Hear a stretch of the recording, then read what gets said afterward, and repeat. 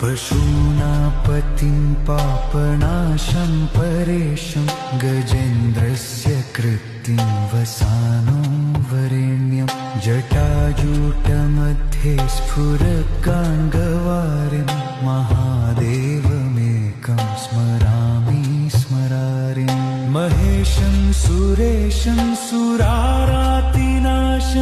विभुं विश्वनाथं विभूतङ्गभूषं विरूपाक्षमिन्द्वर्कवह्निनेत्रम्